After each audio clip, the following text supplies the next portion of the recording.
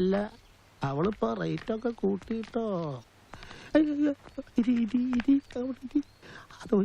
അല്ല എന്താ ഇവിടെ റെയ്ഡ്? റെയ്ഡോ? അപ്പൊ ഇന്ന് നടക്കൂലേ? ഇന്ന് നടക്കത്തില്ല. ശശി എന്നല്ലേ നിന്റെ മകന്റെ പേര്? അതെ സർ. അവനെന്താ ജോലി? ജോലിയൊന്നും ആയിട്ടില്ല സർ. അപ്പൊ അവന് വരുമാനം ഇല്ല. ആട്ടെ നിനക്കെന്താ ജോലി? അതെ മോന്റെ കാര്യം മാത്രം ചോദിച്ചാൽ മതി, തള്ളേ വിട്ടേക്ക്. അതെ അവനൊന്ന് വിളിച്ചേ, ആ ശശി ഒന്ന് വിളിച്ചേന്ന്. അവനിപ്പോ ഇവിടെ ഇല്ല സർ. ഉണ്ടാവില്ല, ഇന്നലെയല്ലേ അവൻ മുങ്ങിയത്. എന്ത് കാരണം പറഞ്ഞാവൻ പോയത്? കൂട്ടുകാരന്റെ കല്യാണം. അതെ സർ, കൂട്ടുകാരന്റെ കല്യാണത്തിന് പോണെന്നാ പറഞ്ഞു. അതല്ലേ പറയാൻ പറ്റുള്ളൂ, അല്ലാതെ അവളെ തട്ടിക്കൊണ്ട് പോവാന്ന് പറയാൻ പറ്റില്ല. സാർ എന്താ ഈ പറയണേ? എനിക്കൊന്നും മനസ്സിലാവണില്ല. അതൊക്കെ മനസ്സിലാക്കി തരാം. ഈ ബൈക്ക് അവന്റെ അല്ലേ? അതെ സർ. പറ. അവൻ എവിടെയുണ്ടെങ്കിലും തപ്പും പൊക്കും അകത്താക്കും. അവനോട് പറഞ്ഞു തരും. കൂട്ടി ഇടിക്കല്ലോടോ, പോലീസാണ് പോലും. താൻ ഇപ്പൊ പറഞ്ഞ രണ്ട് കാര്യങ്ങൾ ഒരിക്കൽ കൂടി പറഞ്ഞേ. സുശീലയുടെ വീട്ടിൽ SIയും കൂട്ടരും വന്ന് ശരിക്കും അങ്ങ് വരട്ടിപ്പോയി. രണ്ടാം ചായയുമായിട്ടങ്ങ് അകത്തേക്ക് പൊക്കോ. ചായ ഞാൻ കുടിച്ചതാ. രണ്ടാമത്തെ ആ കൊച്ചിനെ കാണാതായ ദിവസം സന്ധ്യ മയങ്ങി അല്പം കഴിഞ്ഞു കാണും. ഒരു ചെറിയ ചാറ്റൽ മഴ ഉണ്ടായിരുന്നു. അതിൽ നിന്ന് രക്ഷപ്പെടാൻ ഞാൻ ആ ചീങ്കണിയുടെ കടയിൽ കയറി നിൽക്കുമ്പോ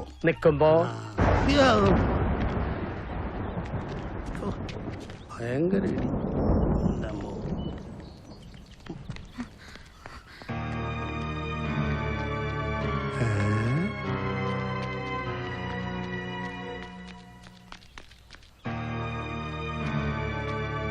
അത് ശരി.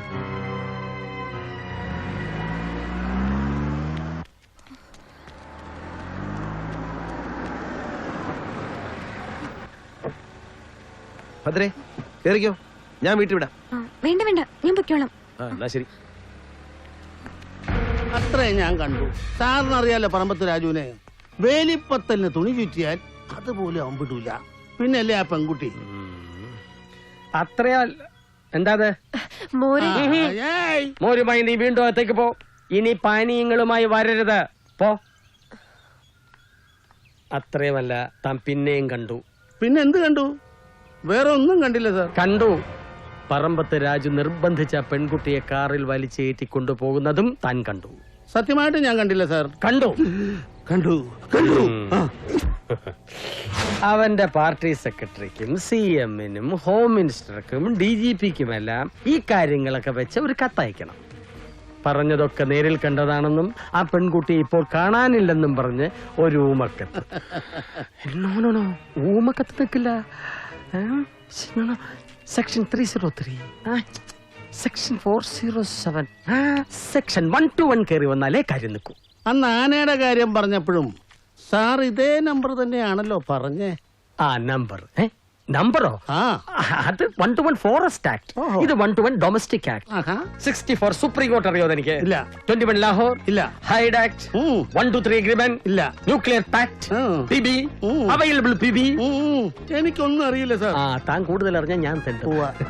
ഈ പറഞ്ഞതെല്ലാം ഒറ്റ സെക്ഷനാണ്, ഒറ്റ ആക്ട്, എല്ലാം ഒരു ഫാമിലി. ഇത്രയൊക്കെ അറിഞ്ഞിട്ട് എന്താ സാർ നമ്മുടെ ഒറ്റ കേസ് പോലും ജയിക്കാത്തത്? Good question. അത് ഞാൻ മാത്രം അറിഞ്ഞിട്ട് എന്ത് കാര്യം? കേൾക്കുന്നവർക്കും വിവരം ഉണ്ടാവണം. അതില്ലാത്തത് കൊണ്ടാ ജഡ്ജിമാര് ഞാൻ എന്ത് പറഞ്ഞാലും വട്ടാണെന്ന് പറഞ്ഞ് കേസ് തള്ളുന്നത്. അല്ലാതെ കേസ് തോറ്റിട്ടല്ല. ഊമക്കത്ത് നിക്കില്ല പുഷ്പ. പേരും അഡ്രസ്സും വെച്ച് തന്നെ വേണം. ആരുടെ? സാറിന്റെയോ? അല്ല, പയ്യാരത്ത് പുഷ്പാങ്കത. അതെന്റെ പേരല്ലേ? അതെ, നിന്റെ പേര് തന്നെ. എടോ, താൻ ചെന്ന് 3-4 വെള്ള പേപ്പർ എടുത്തോണ്ട് വാ. വേണ്ട. എന്തിനാണ് ഇല്ലാത്തോരോ നുണ പറഞ്ഞ് കള്ളക്കേസ് ഉണ്ടാക്കണേ? കഷ്ടമുണ്ട്. കഷ്ടോ? ആർക്ക് കഷ്ടം? എന്ത് കഷ്ടം? 4 വർഷങ്ങൾക്ക് മുമ്പ് നടന്ന കാര്യം നീ മറന്നുപോയിട്ടുണ്ടാവും. അന്ന് ഞാൻ കുറെ മാസം കോട്ടയ്ക്കൽ പോയി കിടന്നതേ സുഖചികിത്സയ്ക്കല്ല. ഇടിയും ചവിട്ടും കൊണ്ട് ചുക്കിച്ചുളിഞ്ഞു പോയതാ ഈ ശരീരം. അതൊന്ന് നിവർത്തിയെടുക്കാൻ വേണ്ടിയാ. ഞാൻ എന്ത് തെറ്റ് ചെയ്തിട്ടാ ഇല്ലാത്ത കള്ളക്കേസ് ഉണ്ടാക്കി ലോക്കപ്പിലിട്ട് എന്നെ ഇടിച്ച് ചമ്മന്തിയാക്കിയത്? ആരാടോ ഇത് ചെയ്തത്? ആർക്ക് വേണ്ടിയാ ചെയ്തത്? പറമ്പത്ത് രാജുവിന് വേണ്ടി. അന്ന് ഇവിടെ SI ആയിരുന്ന അവന്റെ സുഹൃത്ത് SI സ്റ്റീഫൻ. ഇന്നത്തെ SI രാജൻ എന്റെ സുഹൃത്തല്ല. ഞാനൊരു ഇൻഫ്ലുവൻസിനും പോയിട്ടുമില്ല. അല്ലാതെ തന്നെ എന്റെ കലി തീർക്കാൻ അവൻ തന്നെ കൊണ്ടുതന്ന സന്ദർഭമാണിത്. ഞാൻ തീർക്കും, തീർത്തിരിക്കും. ചത്ത് ചാമ്പല എന്ന് എന്റെ അമ്മ തിരിച്ചു എന്ന് പറഞ്ഞാലും ഞാൻ അടങ്ങില്ല.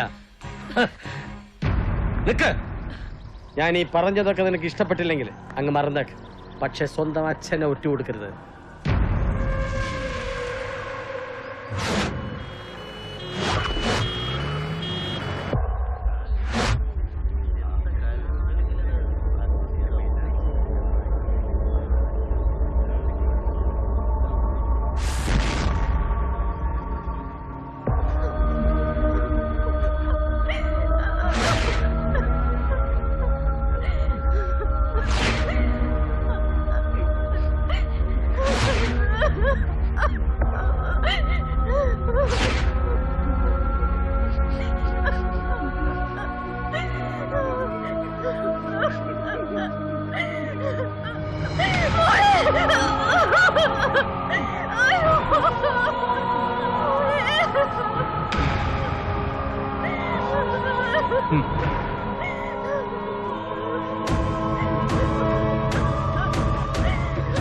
കുറച്ച് മാറിയേക്ക്. മാറണോ? മാറി മാറി മാറി കുറച്ച്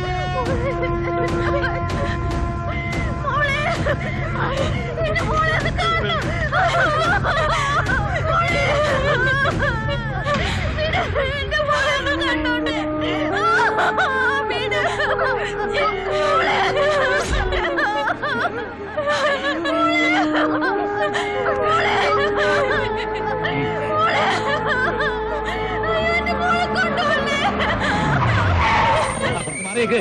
ബോഡി എടുക്കാൻ വരട്ടെ, കൊണ്ടുപോകാൻ വരട്ടെ, കൊണ്ടുപോകാൻ വരട്ടെ. എന്താ സാറിന് അറിഞ്ഞൂടെ നിയമം?